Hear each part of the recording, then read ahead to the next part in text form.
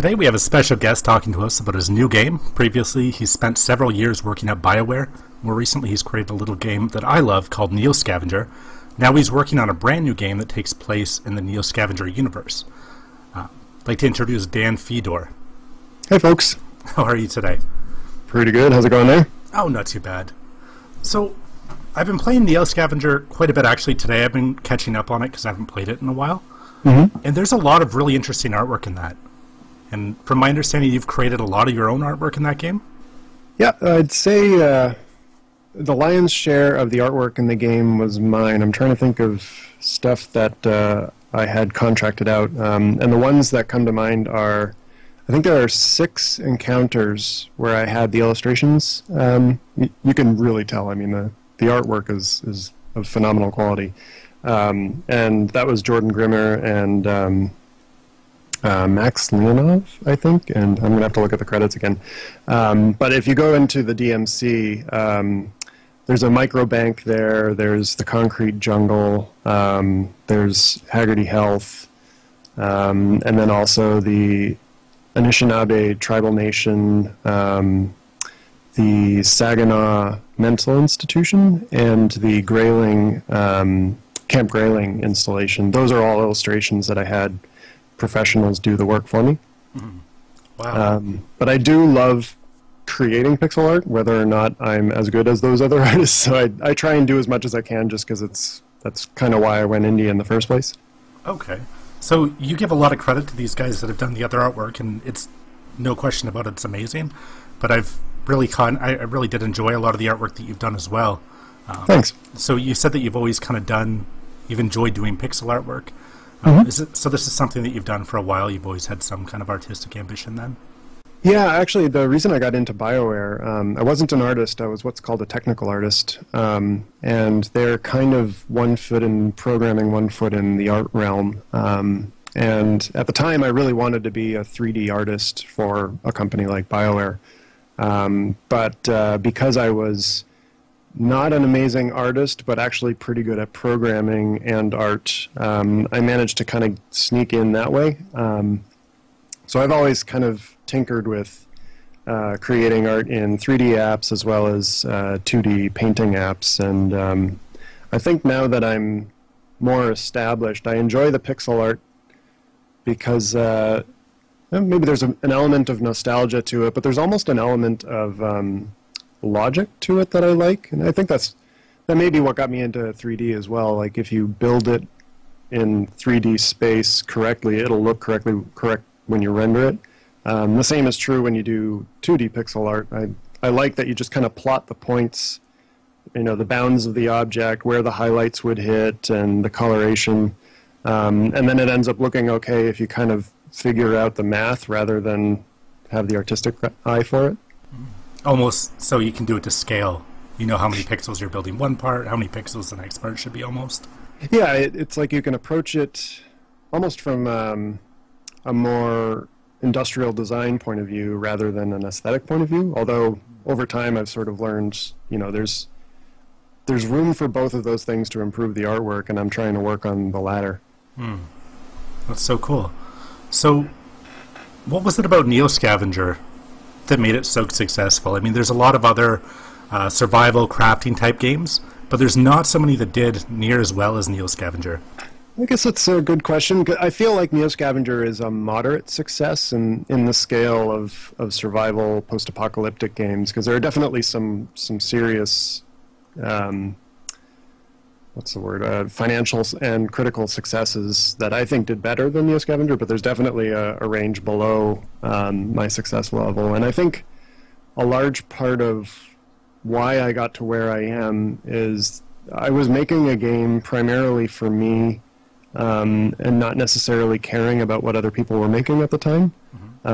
So, for example, there's no zombies in NEO Scavenger. I didn't want zombies. They didn't interest me. But a lot of other people were making zombie games. So that is one thing where I think my sort of selfish taste in the game set it apart from what else was being offered at the time. And I also have a very peculiar taste in games where I want to be left alone. I don't want multiplayer. I don't want anyone rushing me or telling me how to play the game or having me on like a what are those, like those timer-based games or those management games where you only have a certain number of moves per day or you have to check in at certain times of the day. So it's a very kind of soft sell gameplay where you get into it when you want it and then you turn it off when you're done and it won't bother you. And I think that's a kind of selling point for players like me who they don't want to feel pressured when they're playing the game. Like if there is any pressure, it's through like sitting back and dealing with a problem and sipping your coffee or beer while you think through a problem rather than the manual dexterity, the reflex time, the communicating the correct way to your teammates and that sort of thing. Yeah, NEO Scavenger can almost be like getting into a good book, I found. Reading some of the combat logs and going through that and trying to figure that out. You can really sit down and kind of relax. Not quite relax, but take your time with it and get really into it. And I was definitely aiming for more of that that curl up with a drink, a warm drink on a cold day, and just enjoy the game at your own pace. And I'm actually working on a tablet version last, even though I think in retrospect it probably would have made sense if I went with that version first, just because it is kind of a sit on the couch and relax game rather than a sit upright and in front of your computer kind of game. It was, from what I've read, it's pretty inspired by like tabletop type games, is it not? Yeah, I played a lot of pen and paper role-playing games when I was growing up. Like my first few experiences with role-playing games were Dungeons and Dragons and Car Wars, which is, I guess, part tactics, part role-playing. And later on, I got into slightly more esoteric games, and one of the ones that I think lent a lot in terms of feel to NEO Scavenger was Rifts. It was published by Palladium Books, and I think they're still publishing supplements for it. But the concept in that world is similar in that it's post-apocalyptic, futuristic, but with elements of supernatural horror. And I think the primary difference between that offering and what I created was that one it's everything in the kitchen sink. Like if you took every manga, every sci-fi film, every video game that's been published up to date, and then threw it all into the game, that's that universe. Like there's no restraint. In NEO Scavenger, I'm trying to kind of tread a line between that and so plausible that it's boring. So there's almost like my bar I'm aiming for is like an X-Files type experience where there's a plausible explanation for just about everything you encounter, but there's also the spooky Mulder explanation for what's going on, and you're never really sure which of the two to believe. So I think a lot of that, getting back to your question, a lot of that pen and paper stuff sort of fed into my desire to make a game like this, because this is kind of what I had hoped all of those games would be like. And then the other aspect is just the sort of decision making and the choices. I wanted slightly more breadth in choice. When you make a character, you're choosing these skills. I wanted those skills to matter more than plus or minus % chance of doing this, or plus 5 damage in this damage category, or that kind of thing. I wanted it to be more like, you're playing a game and the DM is reading a scenario to you, and you're allowed to use the full breadth of your resourcefulness. So the new game that you're working on, this game takes place in space, and it takes place all within our solar system? Is that correct? Yes. Okay. Yeah, so it was supposed to be kind of the next step forward in revealing the world to players. So NEO Scavenger was just a slice of the world, like the area around Michigan in North America, and I'd like to continue the story of that protagonist and sort of introduce other parts of Earth. But in this universe I've imagined, everything outside of Earth is actually a little bit different because Earth has been cut off from the rest of the solar system. Like, just as the solar system was starting to get its own legs and become a self-sustaining economy, something happened that caused Earth to collapse, but also simultaneously become cut off from the rest of the solar system physically. Like, it's impossible to travel between the two safely. So this is still the same universe, still the same rules, still the same tone for the storytelling and the feel of kind of technology meets supernatural horror. But it's a different set of people and sort of a parallel story. When you were working on NEO Scavenger, did you have any idea that you were going to be making this other game separate, or did you have some things that you just felt were kind of left out of NEO Scavenger? How did this come about, that this new project got started, or was it already there, kind of? I guess in a way it was already there. So I had a very top-down approach to designing the universe of NEO Scavenger because I knew what I wanted. I wanted, cybernetics. I wanted hover vehicles and big sprawling cyberpunk cities, but I also wanted ruins and apocalypse and wastelands covered in chemical toxins, and I also wanted hauntings and monsters and cryptids. So like, I had this long list of everything that I wanted in the universe that I would be making games in, and I knew that I read this great book by Jesse Schell called Game Design: A Theory of Lenses. I'm not sure if I've quoted that correctly, but one of the things he talks about in there is how a lot of intellectual properties, they do what he calls a transmedia world. So there's the book version, there's the movie version, there's the video game version, there's kind of this constellation of windows into this world that all, they're a slightly different take, but they all have that common thread. So I knew I wanted all of these things, and I wanted to be able to make games that sort of amplified each other or complemented each other.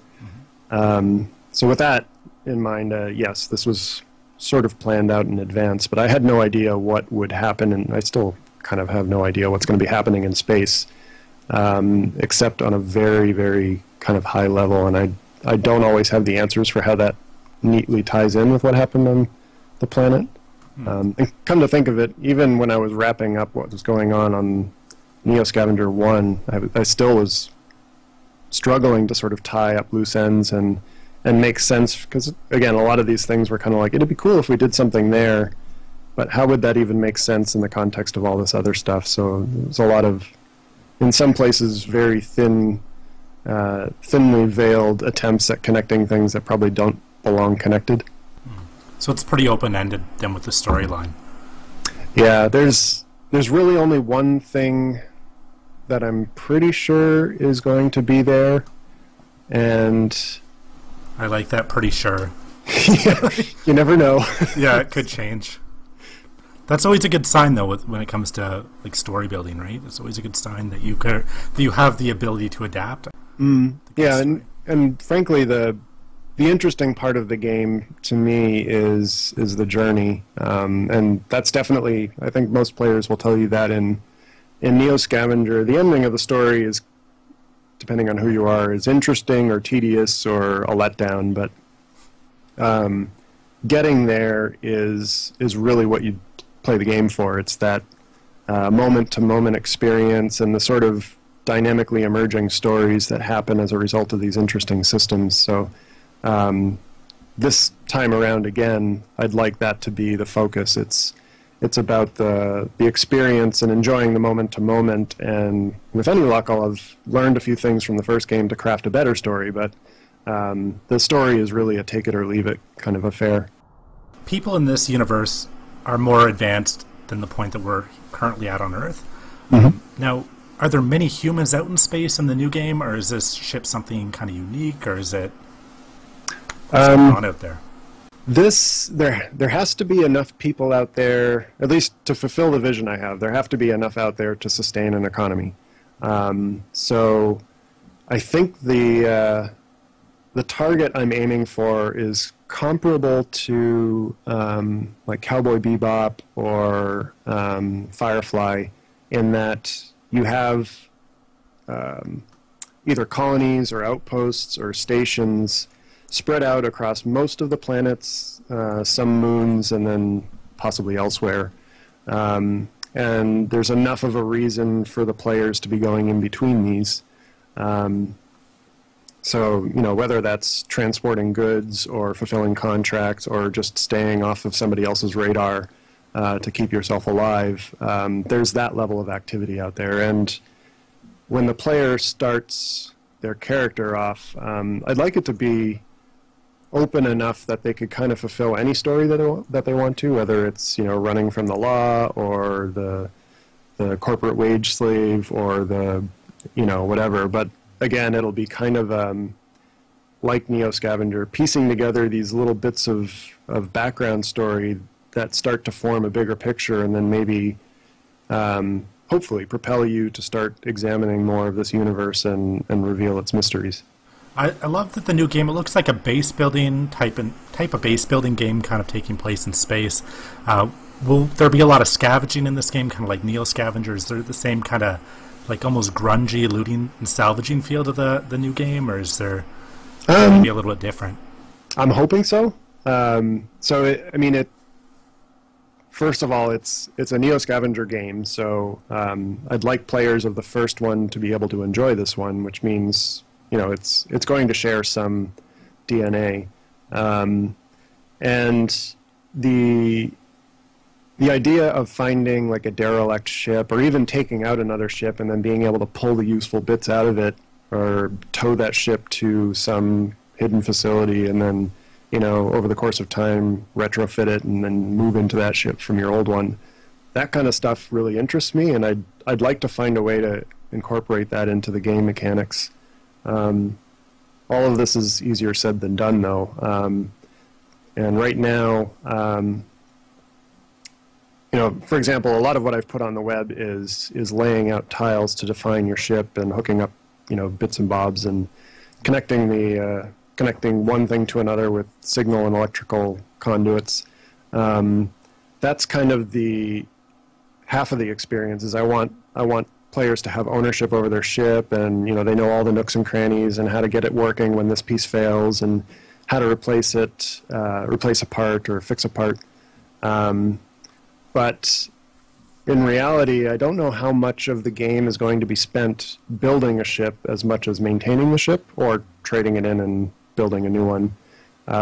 So I have to figure out how that's going to get integrated in a way that players aren't left yearning for more of that building when, in fact, they're spending more of their time flying around and just trying to make ends meet.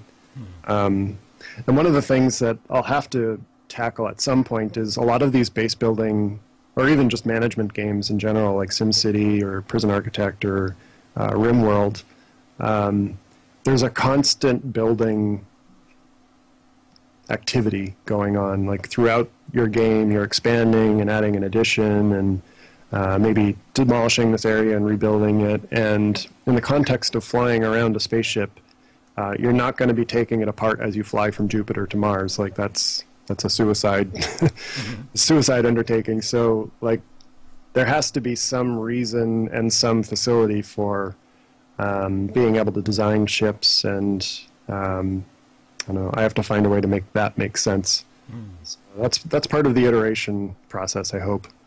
So when you're out kind of in the middle of nowhere, it's more emergency patchwork repairs, and then when you're kind of in dock and station is when you can really get into the base building, adding on your ship. Yeah, I think so. Like I've always sort of imagined this being one part designing and building a spaceship, kind of trying to imagine everything that's needed to make this ship work, and then you've finished building it and now watch it go. Like, you know, when I play a game like SimCity, sometimes I play it the way it's intended to be played, where I start with, you know, a one street and I put a commercial district in there and then the industrial and the residential, and then I just start glomming more and more onto it.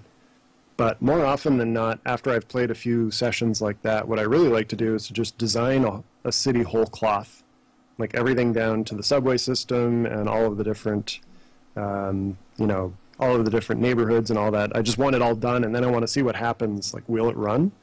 And I kind of see the shipbuilding being like that. It's like, well, I think I need this many crew cabins, and if I have that many crew, I'm going to need this much power production, this much air filtration equipment, and yada yada yada. And then, okay, well, I hope it works, and then get on the ship and find out, you know, if it fails spectacularly on the way there.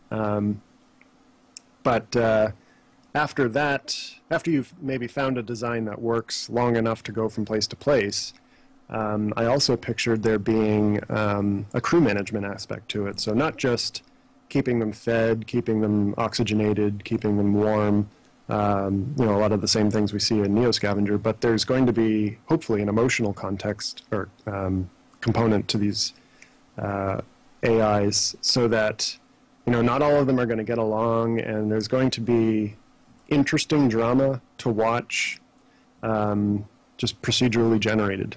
I guess procedurally generated drama, I'll call it that. Kind of like an ant farm.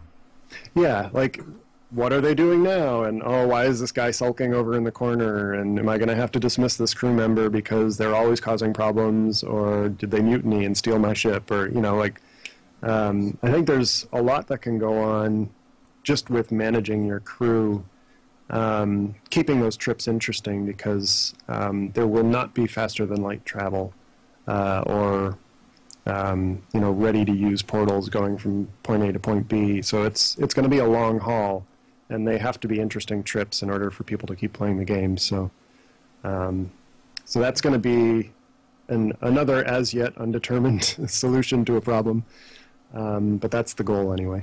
That opens up so many possibilities of just endless fun, I can imagine.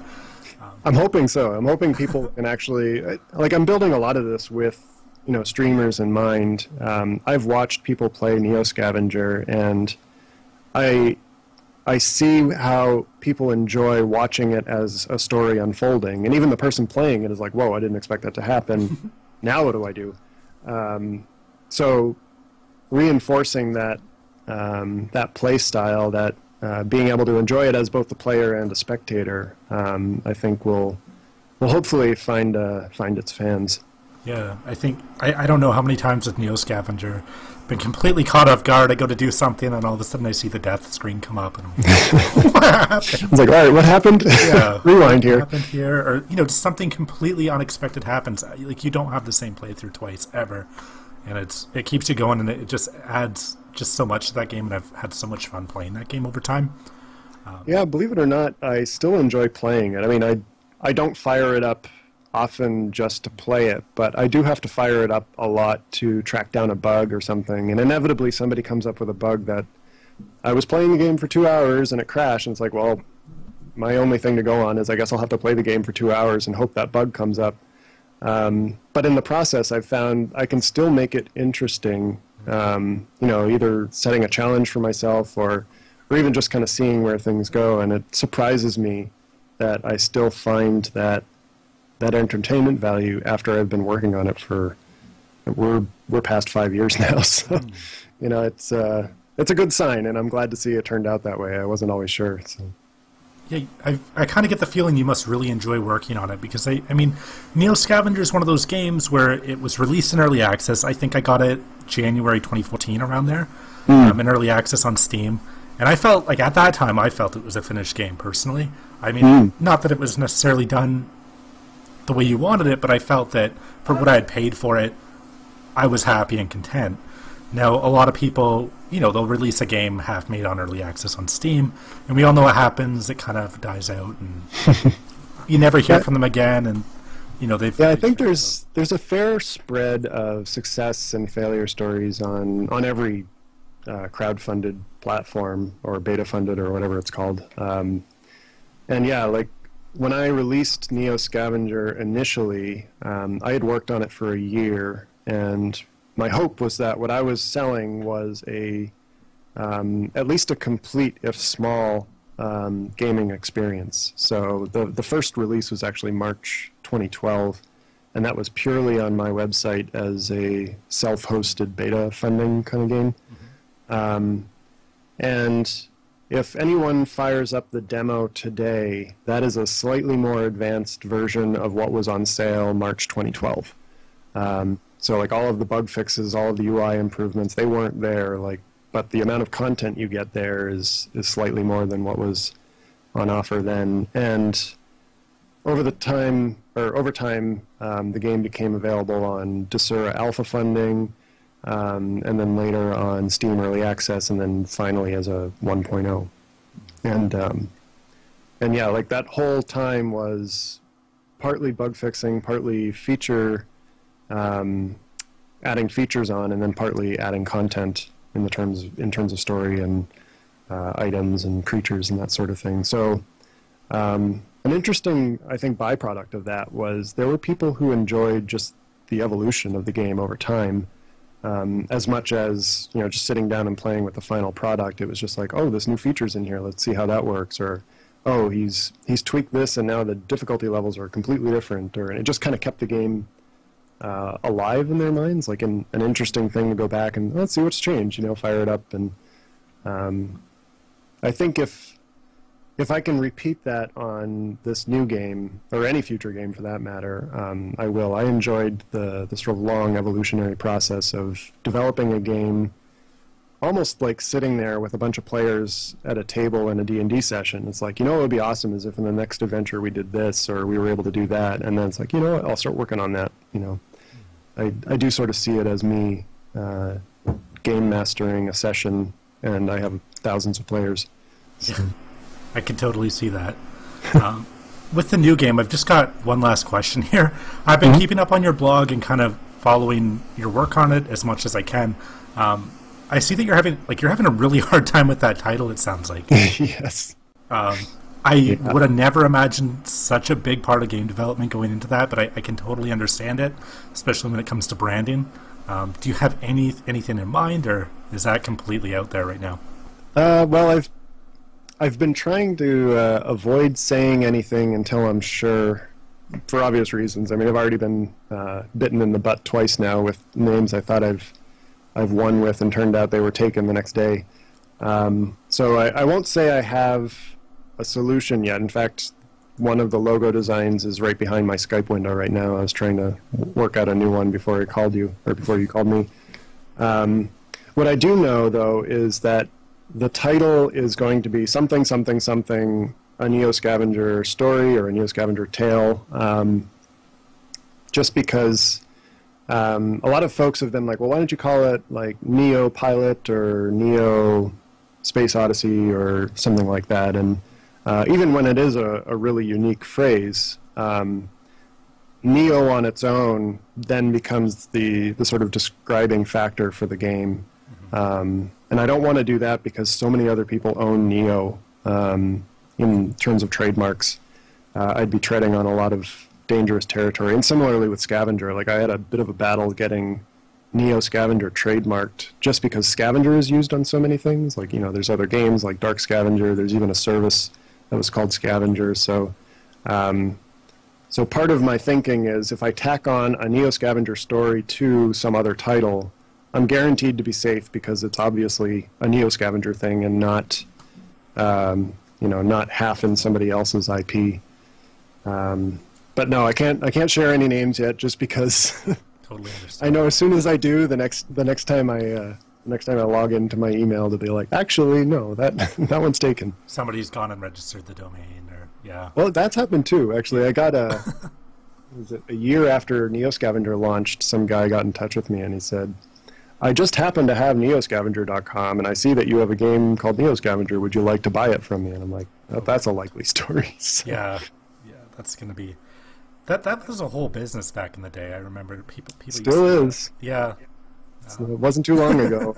and when I did a little research into it, and NEO Scavenger was one of, like, I don't know, dozens of URLs this particular guy had on sale at any one point in time. So still a thriving business by the looks of it. Was there anything that you wanted to add on about your game or any of your endeavors? I guess one question I get a lot is kind of how did you get started, and you know, why are things the way they are now? And if anyone's interested, I did my best to kind of document my entire experience of leaving a full-time job at BioWare, starting up my indie game, and then eventually graduating into Blue Bottle Games. So I do have a blog. It's Game Dev Gone Rogue at blogspot.com. Okay, I'll leave that in the description as well.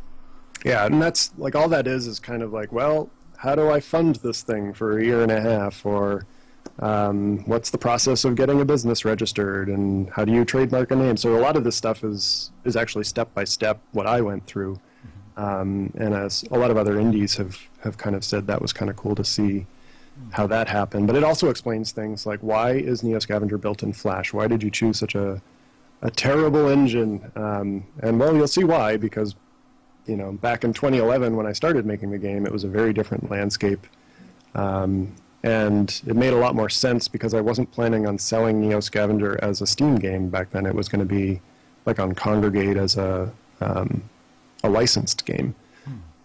So a lot can change, like a ton has changed with NEO Scavenger since when it was first conceived. So that's kind of if anybody is really interested in digging through the history and just kind of seeing how things change over time, or how I got to where I am, that's where I would point them. Awesome. Thank you so much for agreeing to do this interview with me. Well, it's my pleasure being here, and thanks for having me.